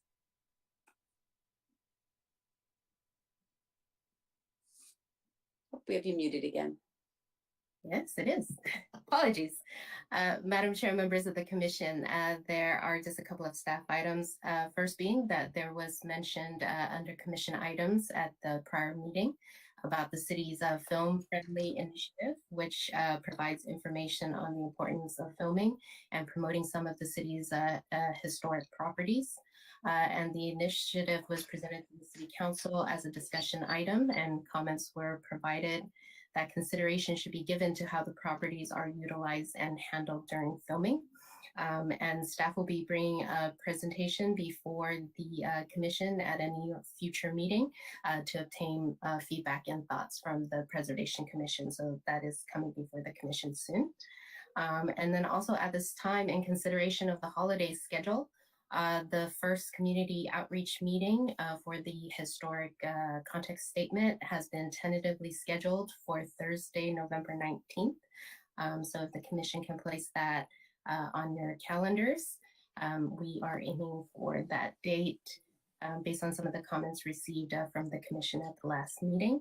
And then also this evening, staff did take notes with regards to comments about providing the Secretary of Interior Standards to the commission. What we will do is provide a copy within the binder, similar to how the ordinance is provided to the commission, so that that is always available. And then also staff will follow up on the status of the landmark nominations as well as discussed this evening. And that is it for staff's item. I realize that the Secretary of the Interior Standards are lengthy, but CPF does have some good, California Preservation Foundation does have some good shortened, abbreviated pieces that might be a little bit more manageable. But just as a reference, I think it's helpful. So thank you for that. This brings us to item number 9, Commissioner comments and conference meeting reports.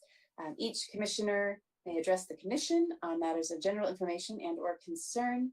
This is also the time for commissioners to report on conferences and or meetings that they have attended. So Commissioner Acosta, anything for the commission? Nothing to report today. Thank you, Chair. All right. Vice Chair Maharo? Unfortunately, I wasn't able to attend a meeting because of my work schedule, which I wanted to this past week. So I don't have anything to comment on. Thank you. Commissioner DeVrent? Nothing to comment on at this time.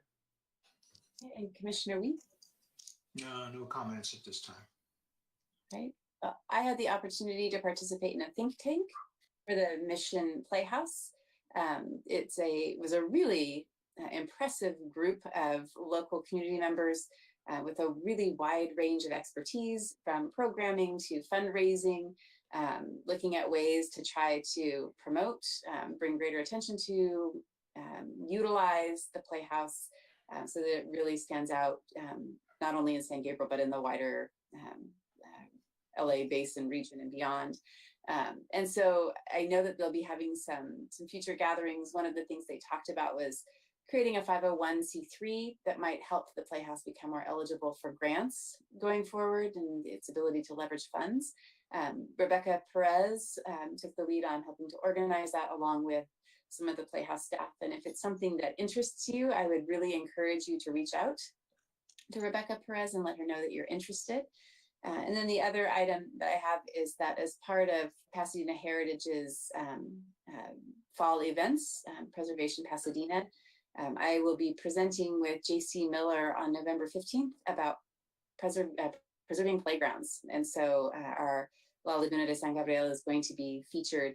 JC Miller has studied extensively Robert Royston, who we can thank for the design of Irvine and Sun River up in Oregon, but also some really amazing playgrounds as well. And so it's fun to get to put Benjamin Dominguez and Robert Royston together in a presentation talking about how we preserve playgrounds and play.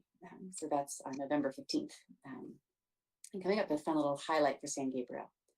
And that is all I have for my comments. If there is nothing further, I will move to item 10, which is to adjourn the Historic Preservation and Cultural Resource Commission meeting. So I don't have objections. So we will adjourn to the regular meeting of the Historic Preservation and Cultural Resource Commission on December 9th, 2020 at 6:30 p.m. I so wish that it was going to be at City Hall, as I've said at the end of every meeting, but I will look forward to finding you all online. And so the meeting is adjourned at 8:36. Thank you. Thank you, everyone. Thank you. Thank you.